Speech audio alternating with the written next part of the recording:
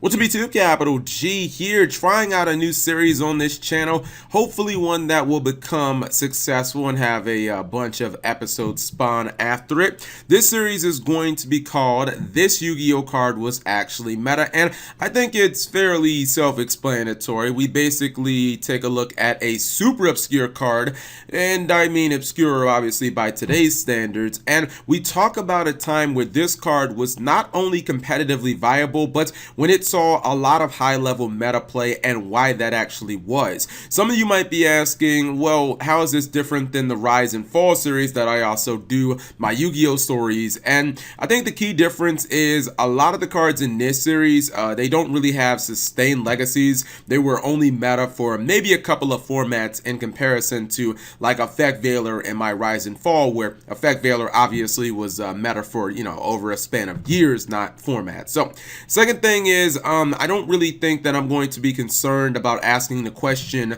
if these cards are going to be meta relevant again, because we're talking about potentially going back to like GX and even the original like Yu-Gi-Oh DM era. So some of these cards are going to be super old, and it's kind of unreasonable to ask if these cards are ultimately going to be competitively viable again. With that said, let's jump right into today's card, and that is Snowman Eater, which is actually quite perfectly timed when you consider the weather in most of the country right now. It might be very difficult to believe, especially if you weren't playing the game at the time, but this little zero attack pipsqueak dragon, or I don't know, some strange little lizard type thing hiding under a snowman, was actually a pretty dominant force once. It was during the first year of Zexal, aka the March 2012 ban list. Yep, that same one that I often call the most corrupt ban list of all time.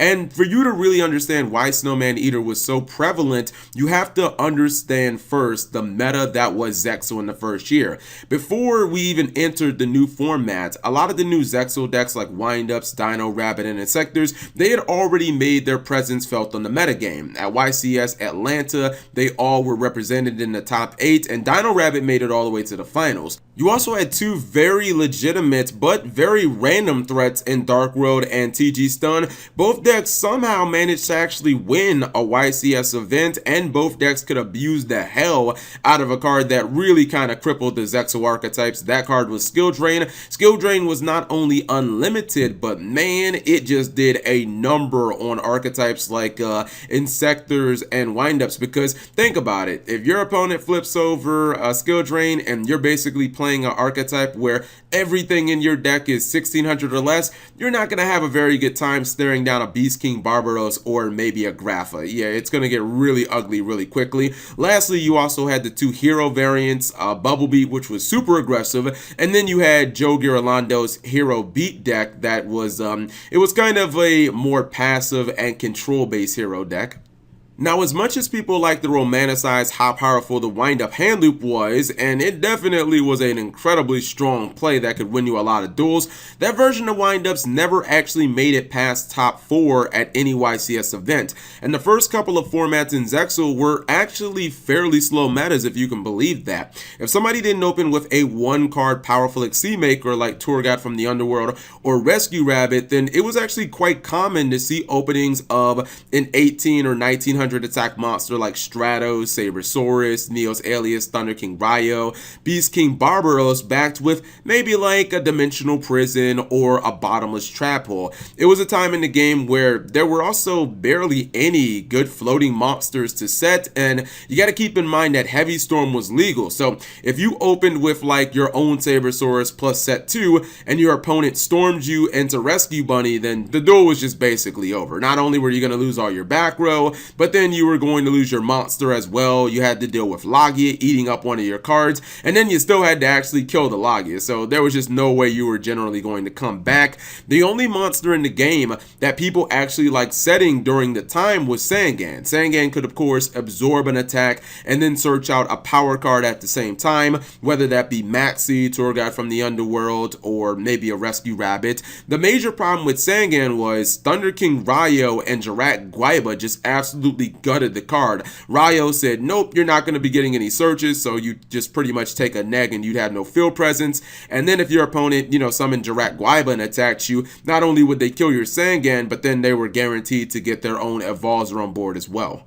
This is where our little buddy Snowman Eater comes in. I've detailed not only what the meta looked like back then, but what some of the most common opening plays were, and really what the meta lacked in terms of viable opening plays. Snowman Eater answered almost all of it simultaneously, and that's why this little card from Raging Battle, yeah, that's actually a 5D set, went to near staple status almost 3 years after it was initially released in the TCG. For starters, Snowman Eater was an incredibly safe turn 1 play, where Sangan would absolutely get decimated by the likes of Thunder King Ryo and Jirak Guaiba, which I talked about earlier. Snowman Eater had a huge 1900 booty that would not only survive those attacks, but it would actually net you a huge plus as well. Imagine that. You set a monster, your opponent runs into that monster, your monster survives, and your opponent no longer has any monsters on field. That's pretty damn monumental back then, especially if I've told you that the format was slower. More than just turn 1, Snowman Eater was really difficult for almost every deck to deal with. Dino Rabbit, which was arguably the game's strongest and most played deck in the meta,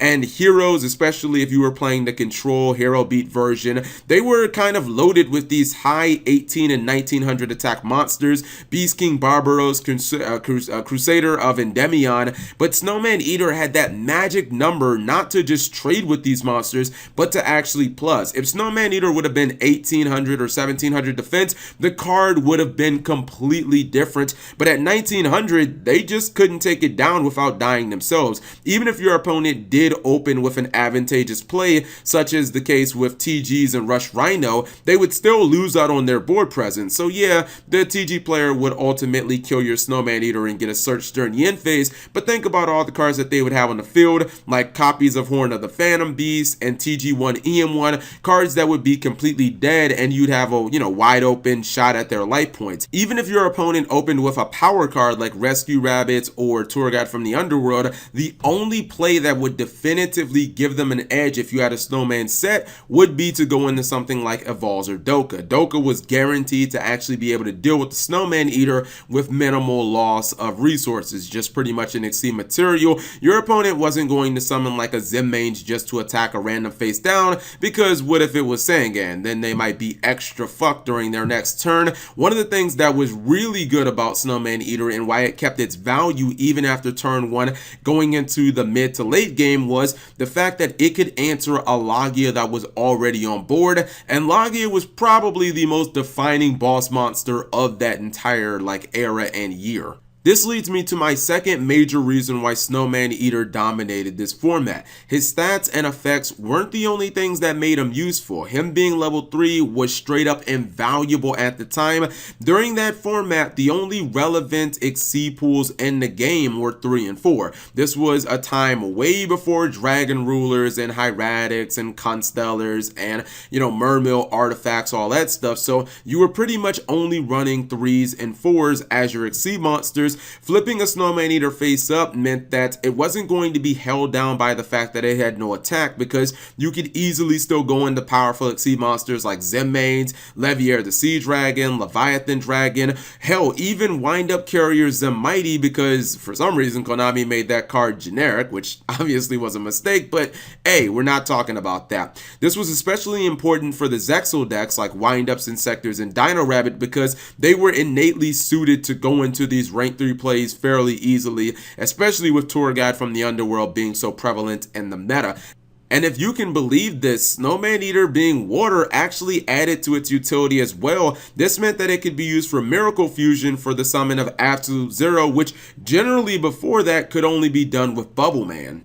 But with all that said, I don't want people thinking that Snowman Eater was flawless. The card was not absolutely picture perfect. The effect is not optional, which meant that if you had him and your opponent didn't have a monster on the field, if you wanted to flip it up, it would have to either blow itself up or it'd have to blow up with one of your monsters on the field, and neither one of those situations was obviously ideal. And even if you refused to flip it up, then your opponent after maybe a turn or so would kind of make the hard read that must be a Snowman Eater face face down. After all, the only cards that were really being said at the time were Snowman Eater and Sangan, and who wouldn't flip a Sangan up and just start attacking if your opponent wasn't putting monsters on the field? So even when the card didn't do anything, it would kind of reveal its identity, and sometimes it could just be stuck on the field in defense mode until your opponent racked up a bunch of resources. You just had to leave it there. It was also quite terrible against Insectors because setting monsters against that archetype is really the fastest way to lose to it, but